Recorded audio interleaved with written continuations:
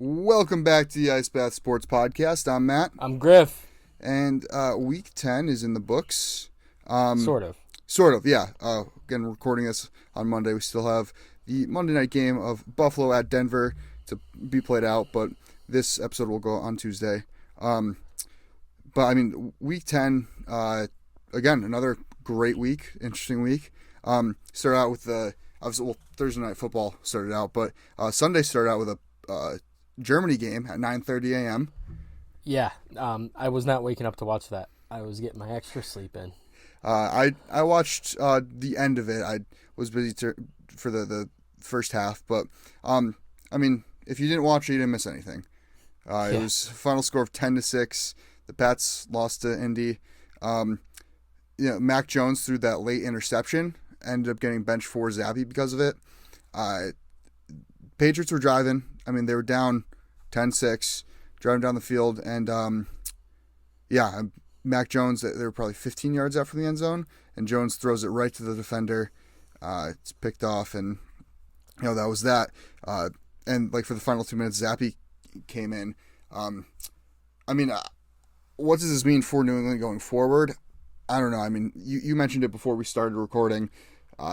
Zappy's probably their guy for the rest of the season, I think right? that benching was probably permanent, and I don't know. Mac Jones is cooked. He's done. I don't think he's got it, and I don't think he's the answer moving forward for the Patriots. You have to move on. This season's a wash. I think your playoff chances are out the window now.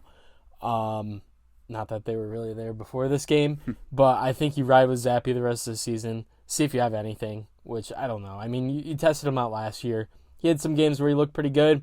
Had some games where he looked really bad. So I think the Patriots have to focus on just getting through this season, figuring out what you have in some of these offensive players, whether that's Pop Douglas, who's actually looked pretty good, and just move on and draft your quarterback. I think this is the position you're in now. And listen, both sides of the ball, they're a mess. They just cut Jack Jones, who's been pretty bad. Almost the entire, was it the 2020 draft class, is off the team, or 2021 maybe. The year they drafted Cole Strange, I think it was 21. That's 22. Or is it 22? Yeah, that was last year. Yeah. Oh, yeah. Strangers, so that entire draft class is pretty much off the roster outside of Jonathan Jones, Marcus Jones. They have so many Joneses. I think Marcus Jones is the good one. Marcus Jones, whoever's on IR. Yeah. And then, outside of that, you have nothing. Cole Strange is a starter for you guys. Okay, cool.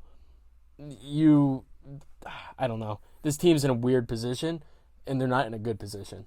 Yeah. I don't know, and especially with, we talked about this before, Bill Belichick over this offseason getting a massive contract, quote unquote. Belichick's not going anywhere.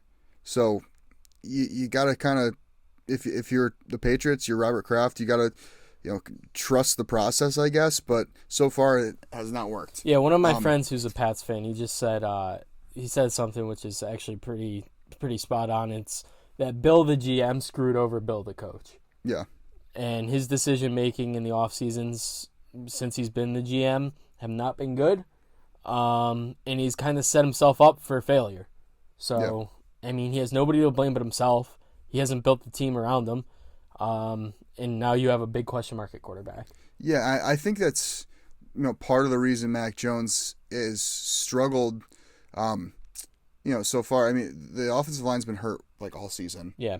In and out. And his best weapon was Kendrick Bourne, right? And he got hurt. And now, he has a bunch of, day 3 pick receivers that he's thrown to, really. They just got Juju Smith-Schuster back, but he had, one catch yesterday? So, I don't know.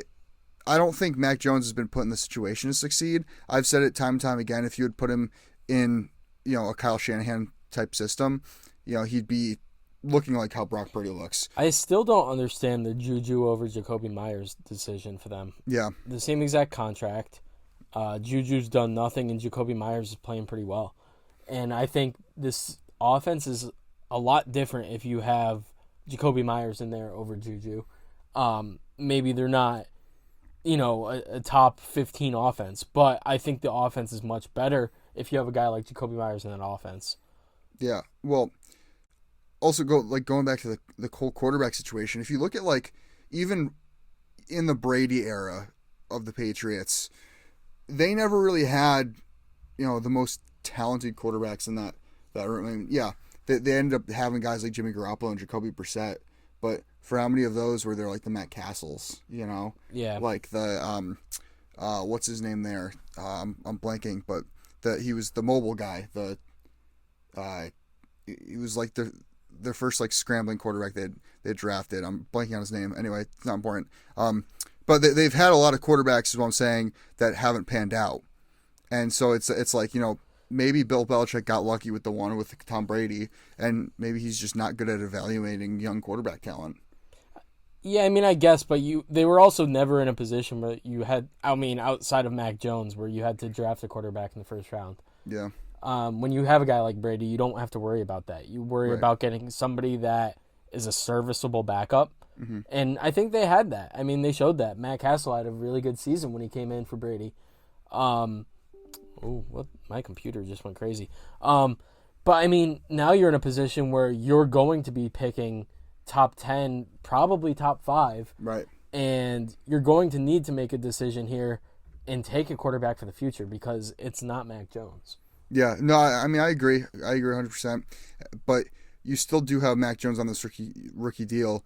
I mean, you might still be able to get something out of him trade wise. But speaking of quarterbacks that have panned out, C.J. Stroud, we talked about him last week after that monster performance, but he followed up his historic game with a win over the Bengals, which is not easy to do, especially with the Bengals. I did pick that. I do have to say. You're right. You're right. With the Week 10 Bengals, up until this point, they've looked really hot the last couple of weeks. Yeah. And so I think this was an impressive win. He didn't have the best stats. He was 23 of 39, 356 yards passing, a touchdown, a pick, and a rushing touchdown. So he wasn't horrible, but he still won the game. On the year, Stroud is a 61.6 completion percentage, 2,626 yards passing, which is second in the league, and 15 touchdowns to 2 interceptions. He's been good. He's really good. He's been really good. I think he enters the MVP conversation after this week. He's taken a Texans team that, a lot of people weren't thinking we're going to win 5 games. I don't think anybody was thinking they were going to win probably more than 3. I mean, they were probably going to be a bottom 3 team, and now they're 5-4 in a game out of first. Right. So playoffs are a real possibility for this team. Yeah, I mean, I don't think even the Houston Texans management saw this quick of a turnover coming. And I also think barring a huge collapse, I think DeMeco Ryans has already secured Coach of the Year. There's no way he doesn't win it if he continues somewhat on this pace. Yeah, I think he's definitely up there. He's got to be one of the top candidates. But I mean, man, Stroud has looked really good. He throws that thing on a string. I'm at a loss for words with how impressive he's been as a rookie. Yeah. He's been very impressive. Tank Dell's been very impressive as a rookie. Nico Collins is taking a big leap. Noah Brown finding himself. We'll talk about him later. This team's fun to watch. Yeah, and even on the defense side of the ball, to think that the defensive side of the ball hasn't even played the best of their abilities yet. Will Anderson is still trying to come in his own a little bit. And he has a pretty good pressure rate from what I've seen. This Texans team, like you said, they're fun to watch, and they're going to be good for a very long time if they keep Stroud. Pittsburgh, another team that, they're 6-3. They have a decent record, but they are last year's Vikings. Yeah, that's actually a great comparison. Yeah, they defeated Green Bay 23-19. But I think, you said it before the episode. They have a negative 26 differential in the season. Yeah. They're. And I don't know how they're 6-3. I don't think they know how they're 6-3, but they're finding ways to get it done. This game, they relied heavy on the ground game. I believe Najee had 85 yards. Warren went over 100. They both scored. Pickett was pretty bad. George Pickens is kind of quiet right now, and it's because of Pickett. Yeah. Pickens hasn't done anything. But again, like you said, Pickett hasn't, he's been lackluster at best. Yeah. It's hard. I mean, is it a Matt Canada issue still? Oh, 100%. Or I mean, is Kenny Pickett really just not that great of a quarterback? I mean, he was the best quarterback in his draft class in 2022. Well, going into the draft, I mean, nobody knew Brock Purdy was going to be what Brock Purdy is. Well, Brock Purdy's only what he is because he's in the system that he is. That too. So I mean, but just because he was coming out as the best quarterback, I feel like Pitt was pressured into taking him, not because they liked his intangibles, but more so of he's the best available, we got to take him, not that he's a good quarterback. I mean, it was also like the weakest quarterback class in years. Yeah. And I think they were in a position where they kind of had to. Mm-hmm. I mean, they brought in Mitch Trubisky, but I don't think you wanted. I think you wanted to try to find something long term. Mitch Trubisky wasn't going to be a long term answer. Yeah. And so, I mean, you go out and get the rookie. You bring in Pickett. You bring in the Pittsburgh guy, and it just hasn't worked out. And that's what it comes down to. And they're also in the position where they're winning too many games. They're not going to be in a spot where they could take one of the top quarterbacks. Mm-hmm. But you get a guy down in the late first round, second round, where you have a guy like Shedeur Sanders. You have a guy like KJ Jefferson, Jaden Daniels, even Michael Penix Jr. could be in that range. This is the year where I think the problem is they may be a playoff team. Mm-hmm. The AFC is so stacked, so that too. You don't really know. I mean, you read it here. Is Pitt going to get exposed soon? Who knows? Maybe they do get exposed. Yeah. Mike Tomlin's going to find a way to go over 500. So this is going to be a 9-8 team probably. Yeah. It's going to catch up to them. They're not scoring enough points, and yeah, they have a great defense, but you can only rely on them so much. The offense just isn't good enough, and they're going to lose some of these close games going down the stretch. It's not going to continue. It's just how it works in the NFL. But you're going to be in the position where if you miss the playoffs, or even if you make the playoffs, you're going to have to make that decision at quarterback. Right. I mean, especially Pickett. I wrote down here. He threw for 126 yards against Green Bay. Yeah. In today's NFL, it is very, very, very difficult to be passing for under 150 yards in a game and still win that game. Yeah. I mean, if that doesn't scream the defense is carrying this team, I don't know what does. Defense is carrying. I would like to say, though, that Najee Harris and Jalen Warren are looking very good. Mm-hmm. They're running behind an O-line that we've talked about all year, that going into the season, very improved on paper. They've been kind of shaky for the most part, but, I mean, they're opening up some holes now. Najee Harris is looking more explosive week by week, right. And Jalen Warren has shown he's a great complimentary back. I mean, they combined for over 180 yards, 2 scores on the ground, and if you could rely on the run game and defense, you're going to have a good chance to win games. The problem is when these teams could just start stacking the box because they don't respect Kenny Pickett, mm-hmm. then you're going to have issues moving the ball on offense.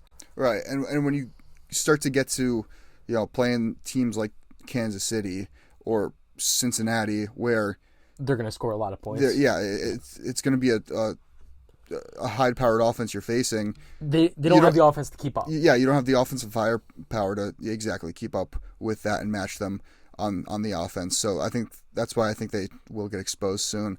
Another thing to talk about is Kyler Murray is finally back. He returned. Yeah. He tore his ACL last season. He's finally took him 10 weeks into this year to finally play, but he's back, and the Cardinals won in his return. Murray didn't really light up the stat sheet. He was 19-32 with 249 passing and an interception, but he did carry the ball 6 times for 33 yards and a rushing touchdown. Again, didn't light up the stat sheet, but they won the game, and if that was Clayton Tune in there, I don't think that's the same result. No, they probably lose the game if it's Clayton Tune in there. Right. I mean, I think Kyler's going to provide the necessary spark that Arizona needs and has been lacking. Yeah, I think the 6 carries really stands out to me. He's clearly being careful with that leg. Mm-hmm. If this were a game last year, you throw this exact team around him right now into a game last year, he probably runs the ball at least 15 times in that game. Right. He's relying more on his arm, which he needs to. Big game from Trey McBride. He looked really good. Yeah, no, McBride, he was definitely Murray's security blanket. Yeah. He had 10 catches? 8 for 131. Oh, 8. Okay, yeah. But I mean, going over 100 yards as a tight end, it's not something you see a lot of. Yeah. Yeah, I mean, and McBride had some flashes. He's a big body. He's definitely always been seen as more of a receiving threat, but it took him a little while. He was always overshadowed by Ertz. Zach Ertz, yeah. But now without Ertz being there, due to injury, McBride's showing out. So shout out McBride. How about the Lions, man? That offense was really good. Yeah, I mean, they had a huge offensive explosion of a game where they won 41-38 over the Chargers. Yeah. Goff was 23-33 with 333 yards and 2 touchdowns passing, no turnovers. Lots of threes in there. Yeah. And Montgomery and Gibbs went off. Yeah, D-Mont had 12 for 116 and the score broke off a huge 76, 5, something like that. Yard run. Jahmyr Gibbs had 14 carries, 77 yards, 2 touchdowns, caught 3 passes for 35. And Sun God, 8 catches, 156 and a touchdown. He's a top 10 receiver in the league. This offense is really good. Really fun team to watch. And I honestly say they're probably a top 3 team in the NFC right now. I agree. Yeah, I think you got to put them up there with the Niners and the Eagles. Yeah, Eagles, Cowboys, Lions. The Lions had that bad loss to Baltimore this year. Yeah. But other than that, I mean, they've been impressive. Yeah. And now with David Montgomery back. Yeah.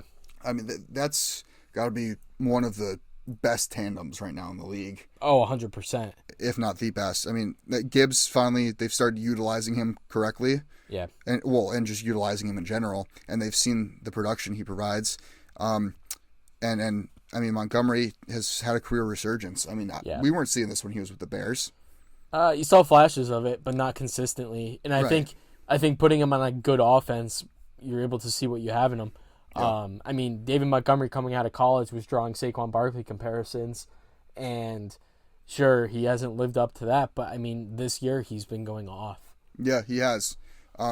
Speaking of Saquon Barkley and the Giants, Giants have mailed it in. Really, it looks like they've given up. Yeah. I mean, that also is what happens when you have Tommy DeVito at quarterback, but the Giants fell 49-17 to the Dallas Cowboys. DeVito wasn't really great. 14-27 for 86 passing yards, 2 passing touchdowns, an interception, and then 7 carries for 41 yards on the ground. You know, I mean, like we said earlier, if you're passing for under 150 yards in a game in this league, you shouldn't expect to win. Yeah, and when you even go lower than that. Yeah, I mean, under 100 yards in a game is just unheard of. But I mean, the Giants, they look sluggish. They looked lazy. They let Dak Prescott throw for 404 yards and 4 touchdowns. Hey, Rain Dakota's having a career resurgence. He still needs to watch out for those turnovers. But yeah, no, he's been putting up some good numbers. I mean, CeeDee Lamb and Brandin Cooks popped off. Lamb, 11 for 151 and a touchdown. Cooks for 9 catches for 173 yards and a touchdown. Brandin Cooks kind of a breakout with the Cowboys. Yeah. But despite all this offensive success Dallas has had lately, Pollard has continued to struggle. He only had 55 yards, and that's it. It was off 15 carries against the Giants, which this is a game that everyone was like, this should be a bounce-back game for Pollard. He should absolutely eat. I mean, a lot of fantasy managers took Pollard in the first round. Where did I take him in this one league? I took him second round, but fortunately I'm in a position where I have Montgomery, Eckler, and Jonathan Taylor as well. So It's not hurting so much, but yeah, I mean, Tony Pollard's been really bad. The Cowboys' run game's been really bad. Yeah. And they need Dak Prescott to throw the ball if they want to stay in games. That's the only reason, the only way their offense is scoring right now. It's so shocking to me because they've traditionally always been a run-first team, and they've always had success running the ball. And even at the end, like last year, we saw, I know Zeke was still there, but Zeke and Pollard were tearing it up. I mean, it was hard to stop that tandem in the backfield. Now you have Pollard being outshined by Rico Dowdle. I think this might be a hot take, but I think this is a top 3 team in the league if they still have Zeke. I don't think Pollard's good enough to be an every down back, and he's showing it. And especially on the goal line. I didn't watch the game, but I was watching like on the fantasy cast because I had him in the red zone, and he got stuffed on like 4 straight attempts. Yeah, and you add a guy like Zeke in there, you're gonna score from the goal line 8 times out of 10 probably. Yeah, no, I mean the run game is definitely hurting. Pollard does not live up to his ability, but he was coming off a pretty big injury after last year. Yeah. And it's almost like he hasn't regained that form that he was playing at. But that's enough of talking about Dallas. I don't like to talk about Dallas too much. Let's jump into our Week 11 picks. Week 10 records. You went 10-3. I went 8-5. And we're both on the Bills tonight. Yeah. Yep. I'm 93-55 on the year with a 62.83% correct percentage. You're 84-50 on the year, and you're at 62.68%. Yep. Correct. So I got you by like a hair. Yeah, literally. big week for me though. Yeah. 10-3, probably 11-3. Yeah. Let's see if I could jinx it again. We jinxed the Jets last week. We did. We counted that one as a win. I think Denver runs away with this. What are you talking about? Yeah. All right, let's get into these picks. We got Thursday Night Football. One of the best games of the year, probably. Yeah. Cincy at Baltimore. Baltimore coming off a big loss. Mm-hmm. That is a tough loss. You can't blow that game. And Cincy also coming off a really big loss where they blew the game. Yeah. Yeah, this is tough. I'm going to go Cincy on the road. I'm going Baltimore at home. It scares me because T. Higgins didn't play last week because he was banged up. Yeah. Ja'Marr Chase is banged up and still played through his injury. So you have your two best weapons are pretty hurt. Baltimore has one of the best edge rusher tandems in the league. Yeah. I mean their pressure rate's been like some of the best this year. I mean their defense is also top tier. Yeah. So I mean I think they're going to be in Joe Burrow's face all game, and I don't think Burrow's going to do that great in pressure. I think Baltimore takes it. Also, I mean Baltimore lost to the Browns. The Browns have, we talked about it last week. The Browns have one of the best defenses in the league. Yeah. Cincy's defense, I don't think is nearly as good as Cleveland's is. So I think Baltimore bounces back and wins this one. All right. We got Pitt at Cleveland, staying in division there. I'm going Cleveland. Yeah. I'm also going with Cleveland. Well, we talked about how we feel about Pitt earlier. Yeah. I mean, they're pretenders. I think, and Cleveland, with how good their defense is, regardless of how this game plays out on offense, I think this is a low-scoring game. 100%. I think Cleveland dominates, and I think Kenny Pickett gets embarrassed. Yeah, I mean, we got a matchup of 2 bad quarterbacks and 2 great defenses. Yep. Chicago at Detroit. Detroit by 1 million. Yeah, I mean, their defense got exposed a little bit,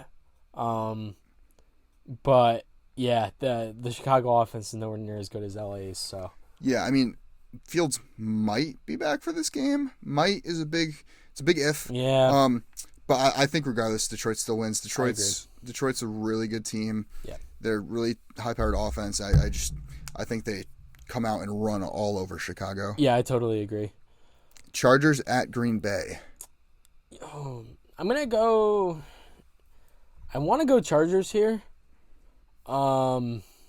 It's just so tough going into Lambeau, and you know what? I'm changing my pick. I'm going Green Bay here. Yeah, really. I'm going Green Bay. Green Bay had a chance to win it at the end against Pitt. Didn't pull it off. Green Bay's been very underwhelming this year, but I think the Chargers going into Lambeau is going to be a tough environment for them. I think Jordan Love does enough to get it done, and yeah, that's it. I just want to see how Justin Herbert adapts to that environment. See, I'm taking the Chargers because I think for everything I've seen of Green Bay this season has just been disappointing. Yeah. They've not lived up to expectations. I think the Chargers, on paper, just have the better team overall. I think they have probably the worst coach of the two, but Herbert still been slinging that thing. They made it close against Detroit. Yeah. And Detroit's a lot better of a team than Green Bay. I don't think the weather, the atmosphere is going to matter that much in this game. I like the Chargers. All right. Vegas at Miami. I'm going Miami here, coming off a bye. Mm-hmm. It's going to be, I think they're probably getting Devon Achane back this week too. So they might open his practice window. Yeah. So, Achane, Mostert, probably going to eat. Tyreek Hill, Jalen Waddle, probably going to eat. Tua probably throws for 740 yards and 17 touchdowns. Yeah. Miami's offense is just too good.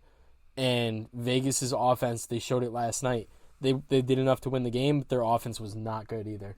Yeah, you're trying out Aiden O'Connell still, Officer Farva out there. I'm going Miami for everything you just listed off. Yeah. We got the Giants at the Commanders. Man, I so hope they just don't air this on television at all. I'm going Washington here. October's over. We don't need to see any more horror movies. And this kind of in that same genre. But I'm going Washington. The Giants have been bad. Yeah. I'll say it outright bad. In Washington, Sam Howell has been the only bright spot this year for them, I'd say. I'll take them at home with Howell. We got Dallas at Carolina. I'm going to go Dallas by a lot. How the heck does Dallas get this easy of a schedule, man? First you get the Giants, and then you follow that up with in Carolina. Come on. That's just not fair. Eagles have to go play the Chiefs. Come on. I'm taking Dallas. We don't even need to talk about that. Yeah, that game's not going to be close. Tennessee at Jacksonville. Man, Jacksonville looked bad. They did. They got exposed by that Niners defense. So did Tennessee, though. Tennessee got destroyed by Tampa. Oh, yeah, I know. I'm going Jacksonville here. I just have to point out how bad they were. Okay. But I am going Jacksonville. They're just a better team, and they're going to bounce back. Right. Yeah, no, I definitely like Jacksonville to win this game. I'm looking back. Levis, again, not a horrible performance. 19 of 39, 199 yards and a pick. He was sacked 4 times, though. That's going to be the issue for Tennessee is that O-line. I think Josh Allen has a day. Yeah, I agree. The pass rusher, Josh Allen. I like Jacksonville at home. Arizona at Houston. I'm on the fence with this one. I think this could be a trap game. I think Arizona could come out and win this. I think Kyler Murray, like I said, provides that spark. But it's hard to pick against Houston right now with the way C.J. Stroud's been playing. Yeah, I'm riding with Houston. This is my new favorite team. The Jets stink, so I'm on the Houston bandwagon. Let's go. I'm announcing it right now. Yeah, they're a fun team to watch. Yeah, I hope my franchise quarterback C.J. Stroud wins MVP. But in all seriousness, Houston, I think it'll be a close game. Kyler's going to be in his second game back, more comfortable now. Same with James Conner. Yeah. James Conner. I'm just mainly talking about Kyler just because he hasn't played in over a year. Yeah. You get more comfortable. He's going to figure out a strategy going forward to prevent further knee injuries. And I think, I don't know. I think this is a pretty high scoring game. I could see it being high scoring. Yeah, I'm going Houston just because my brain's telling me that, but my guts keeps telling me Arizona. So I wouldn't be surprised to see this go either way. Yeah. Tampa at San Francisco. Yeah, San Fran. Yeah, I mean, big bounce back win for San Fran. They needed that bad. Yeah, against Jacksonville. I mean, Brock Purdy, huge bounce back game for him. Yep.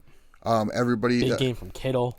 Yep. Everybody pretty much had a huge game except for McCaffrey. Right. Which he broke the streak. Yeah, he said in his post game interview that they're like, before they even asked him any questions, he was like, "Guys, I know I suck. I didn't score a touchdown today. Everybody scored a touchdown but me." So yeah, no, I mean, I'm going San Fran. Yeah, Tampa. It's crazy that the streak broke in a game where they put up 34 points. Yeah, and it wasn't for lack of trying. They kept. Yeah. There was like 3 or 4 straight goal line attempts with McCaffrey running the ball, and Jacksonville was just stuffing them. Yeah. Yeah, and Jacksonville still got blown out. Oh yeah. But I mean, Tampa, yeah, they just beat Tennessee. Tampa, it depends what team you're getting, but I don't know. Baker Mayfield under pressure isn't a great quarterback. He doesn't respond that great to pressure. And Chase Young's looking good. Yeah, and San Fran's going to apply a lot of that, so give me San Fran. Yeah. The Jets at the Bills, who are coming off a huge win against Denver. Bills coming off a huge win against Denver. Don't forget that. Don't forget that when Denver wins tonight. I'm going with Buffalo. Yeah, I mean, I got to go Buffalo. The Jets, I mean, they have no passion at all on offense. The offense is really bad. It's been so dull. I think you guys have scored like 3 touchdowns in your last 3 games. Yeah. Like 3 touchdowns total in the last 3. It's time to clear house. And all have been Breece Hall. I think Salah's going to be gone. Hackett's going to lose his job right away. His play calling's been really bad. I think that's what a lot of it comes down to too. But yeah. Yeah, I mean, your defense has been great. Though. I would like to throw it out there right now. Zach Wilson is not the problem.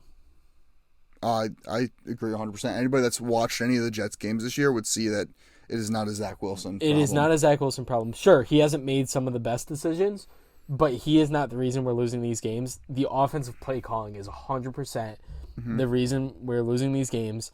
The fact that Michael Carter's still a third down back, the fact that Allen Lazard can't catch a football. Well, yeah, I mean, you have nobody behind Garrett Wilson. You have Garrett Wilson, yeah, and then a bunch of backups, pretty much. Yeah, 100%. Like Lazard, I mean, even when Lazard was over in Green Bay, that was the same excuse for Aaron Rodgers. Was like, Rodgers had no weapons, and he comes and he brings all the weapons he had in Green Bay over to him with the Jets.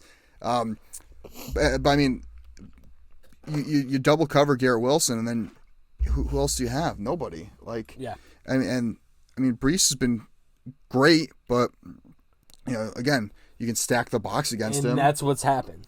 Yeah, because you want to make Zach Wilson beat you. But no, I'm with you 100%. I like the Bills here. Jets did almost win that game on the Hail Mary, though. Yeah, Tyler Conklin blocked that. I know. He got in the way. He did. All right, moving on. Seattle at the Rams. I'm going with Seattle here. Yeah, I was very on the fence this game, but the Rams always play Seattle well. They do. Is Stafford going to be playing? Either Stafford or Wentz. Oh yeah, forgot Wentz. Yeah, I mean, but I think both Puka Nacua and Cooper Kupp, are both due for big games. Yeah. I mean, they've been quiet the last couple of weeks. I know they had a bye last week, but I think the Rams' offense is coming off the bye, especially ready to explode. Yeah. I think they win this game at home. All right, I could see it. Sunday Night Football, we got Minnesota at Denver. I'm going Minnesota here. Jefferson's probably going to be back. I so hope Jefferson's back. I know, me too. I own him in a couple of leagues. The Dobbs to Jefferson connection. Yeah, I mean, it's going to be elite. The Dobbs era in Minnesota, he's 2-0, right? Yeah, I mean, he came in half a game. Or actually, no, it was more because Jaren Hall got hurt early. Yeah. So yeah, he is 2-0. So, I mean, and Dobbs has looked good in that offense. Really good. He's getting, what he needs to do done. The Vikings are 6-4 now. Yeah. I mean, to think that this team started off 1-3. They're what, 4? They've won what, 4 in a row? Let's see. They haven't lost without Jefferson. They've won 5 in a row. Yeah, 5 in a row. They haven't lost without Jefferson. So they started off 1-4. Yep. And they've lost 5 in a row. I can't believe it. And I just cannot believe it. Their next games are against Denver, Chicago, and Vegas. Win. On paper, yeah. I mean, then you have Cincy, Detroit, Green Bay, Detroit to finish the season. But, I think Minnesota has a legitimate shot at making the playoffs. The Dobbs era. Yeah, I mean, not a bad situation to be in. Yeah. But, give me Minnie. I don't think Denver's that great of a team. I agree. And Monday night is Philadelphia at Kansas City. Yeah, we're kicking off the week with a great game and ending it with a great game. Yeah. Super Bowl rematch. KC gets him again. I could see it. I mean, I think this is going to be. It's going to come down to a score. This game is going to be really good. I think it's going to be a low-scoring game. I was just about to say that. Kansas City's defense has been sneaky good this year. Yep. And, I mean, Philly, obviously, they have a pretty solid defense. I think it's going to be a low-scoring game. I think it's going to be a close game. I think winner wins by a field goal. I was just going to say that as well. I can't pick against my boys here. Yeah, I mean, ever since February, they've had all this build-up and pent-up aggression from losing in the worst way possible to Kansas City. You're going to unleash all that anger out on them in this game, and you're going to win. And Jalen Hurts is a statement game for him. I can see it. All right, moving on. We got the waiver wire watch. Well, we didn't mention the buys. Yeah, the buys for Week 11 are Atlanta, Indianapolis, New England, and New Orleans. Just not missing much there. Yeah, no. All right, now it's time for the waiver wire watch. I'm going to kick it off with Noah Brown. We touched on him real quick, but he's got back-to-back games with at least 6 catches and 150 yards. He added a touchdown, not this past game, but the week before. He's quickly becoming one of Stroud's favorite targets, and he's been lighting up the stat sheet. Be a little cautious because Nico Collins should be back this week, but Brown's carving out a role in this offense. And, I mean, you add him with Nico Collins and Tank Dell, who we already talked about with Dalton Schultz. You got some targets there. He's only rostered in 36% of sleeper leagues, and he's probably going to be a high-priority waiver add in most leagues this week.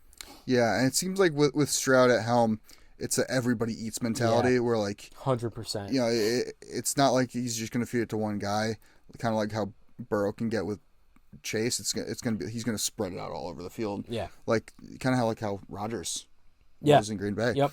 I think Brown is definitely a priority pickup. So is Devin Singletary. Singletary stepped up huge in the absence of Dameon Pierce with 30 carries, 150 yards, and a touchdown this past week. Pierce's status is in question yet again this week. It's a favorable matchup against Arizona, so even if he does play, Singletary should have another chance to make big plays happen. And he's only rostered in 54% of sleeper leagues. So, yeah. Next guy, this one's going to be an interesting one. I think he has another big game this week. Jalen Guyton. He made his season debut this week, brought in 4 of his 6 targets for 41 yards and a score. With Mike Williams and Josh Palmer both on IR, somebody else needs to step up and make plays outside of Keenan Allen. It's not going to be Quentin Johnston. Yeah, Johnson needs a little more time to develop. Yeah, Guyton's rostered in 0% of sleeper leagues, and he could be an intriguing flex play if you're managing bye weeks or injuries. Listen, that team's going to throw the ball. They throw the ball a lot, and Jalen Guyton's a guy that he's pretty comfortable with Justin Herbert, so I think he's going to make some plays. Yeah, I feel like every year there's 1 or 2 games where Jalen Guyton comes out and has 70 yards and a touchdown. Yeah.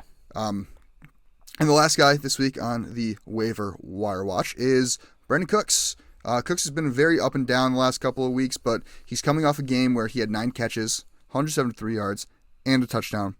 The Dallas run game has been very, very bad this season, as we mentioned earlier, and they have been heavily relying on Dak to throw the ball. So Cooks should definitely play a role moving forward on fantasy rosters. He's only rostered in 48% of sleeper leagues, so about half.